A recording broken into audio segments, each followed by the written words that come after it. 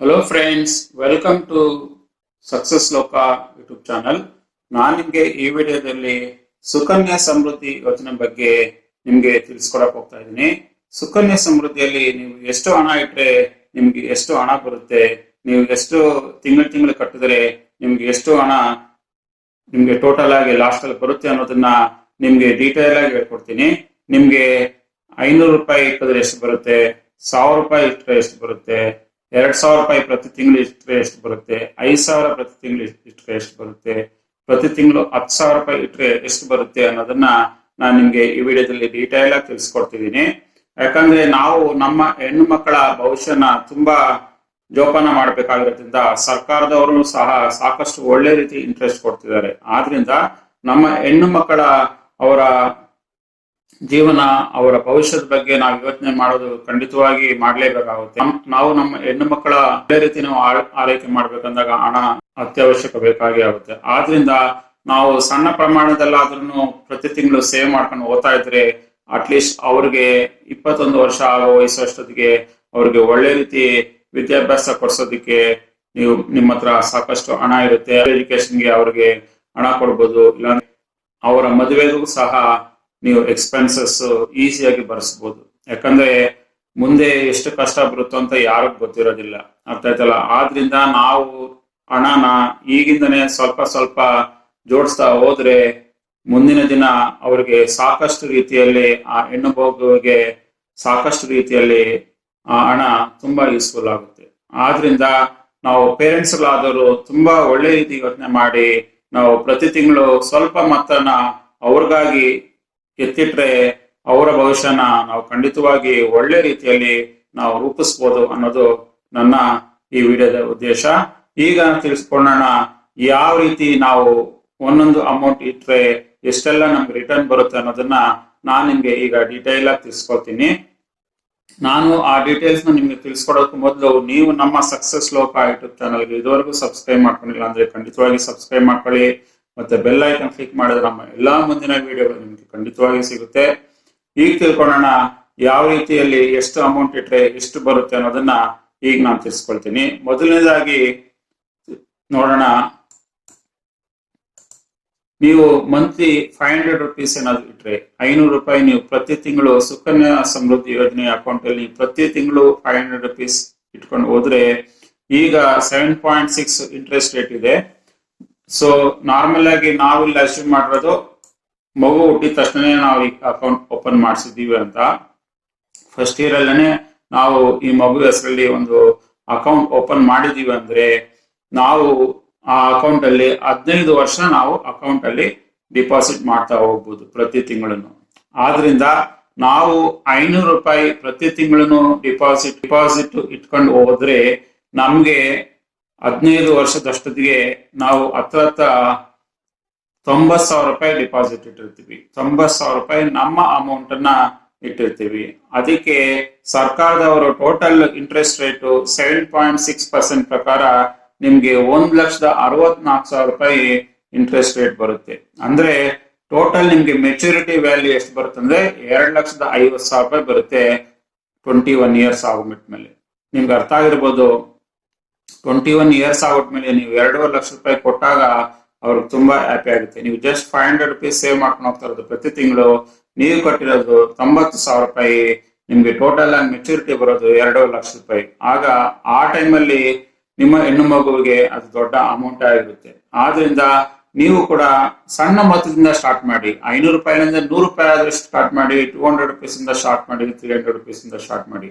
At least start ಮಾಡಿದ್ರೆ ನಿಮ್ಮ ಹೆಣ್ಣು ಮಕ್ಕಳ ಭವಿಷ್ಯನ ಖಂಡಿತವಾಗಿ ನೀವು ರೂಪಿಸ್ಕೊಳ್ಬಹುದು. ಈಗ ನೆಕ್ಸ್ಟ್ ತಿಳ್ಕೊಳ್ಳೋಣ, ನೀವು ಇನ್ ಕೇಸ್ 1,000 ರೂಪಾಯಿ ತರ ಪ್ರತಿ ತಿಂಗಳು ನಿಮ್ಮ ಮಗಳ ಅಕೌಂಟ್ ಅಲ್ಲಿ ನೀವೇನಾದ್ರೂ ಇಟ್ರೆ ನಿಮ್ಗೆ ಎಷ್ಟು ಬರ್ಬೋದು ಅಂತ ನಿಮ್ಗೆ ಈಗ ತಿಳಿಸ್ತೀನಿ.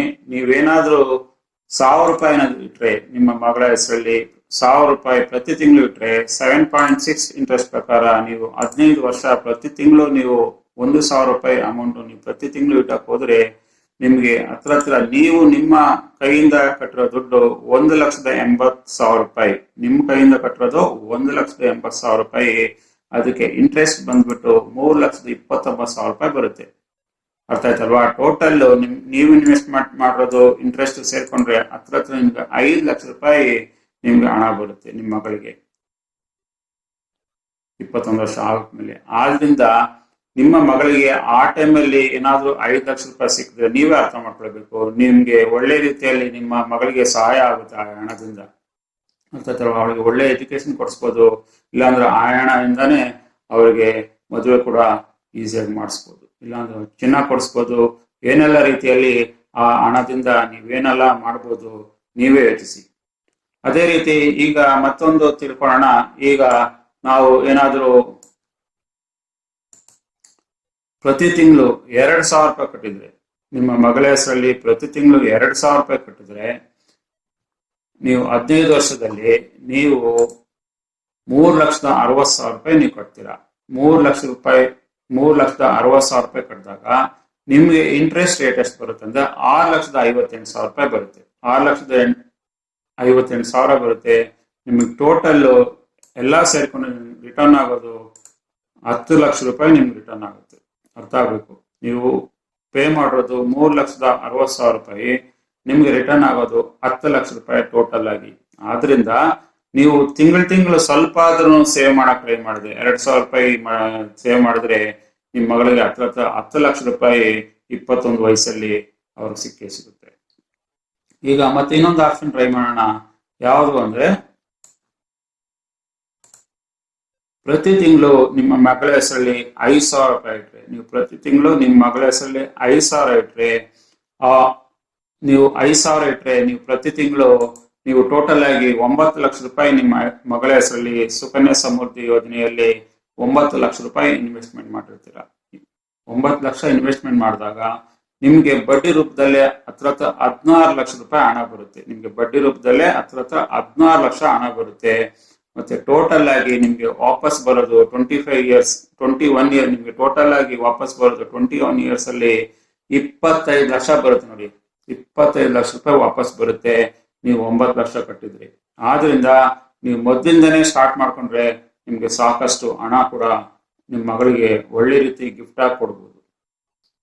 ಮತ್ತೆ ನೀವು ಪ್ರತಿ ತಿಂಗಳು ಏನಾದ್ರು ನಿಮ್ಮ ಮಗಳ ಹೆಸರಲ್ಲಿ 10,000 ರೂಪಾಯಿ ಏನಾದ್ರು ಕಟ್ತಾ ಇದೆ, ಪ್ರತಿ ತಿಂಗಳು ನಿಮ್ಮ ಮಗಳ ಹೆಸರಲ್ಲಿ 10,000 ರೂಪಾಯಿ ಸುಕನ್ಯಾ ಸಮೃದ್ಧಿ ಯೋಜನೆಯಲ್ಲಿ ನೀವೇನಾದ್ರೂ ಪೇ ಮಾಡ್ತಾ ಇದ್ರೆ, ನೀವು 15 ವರ್ಷ ಪೇ ಮಾಡಿದ್ರೆ ನೀವು ಹತ್ರ 18 ಲಕ್ಷ ರೂಪಾಯಿ ನೀವು ಪೇ ಮಾಡಿದಾಗೆ 15 ವರ್ಷ, ಆಗ ನಿಮ್ಗೆ ರಿಟರ್ನ್ ಸಿಗೋದು ಹತ್ರ 32 ಲಕ್ಷ ರೂಪಾಯಿ ಸಿಗುತ್ತೆ. ನಿಮ್ಗೆ 32 ಲಕ್ಷ ರೂಪಾಯಿ ಬಡ್ಡಿ ರೀತಿ ಸಿಗುತ್ತೆ.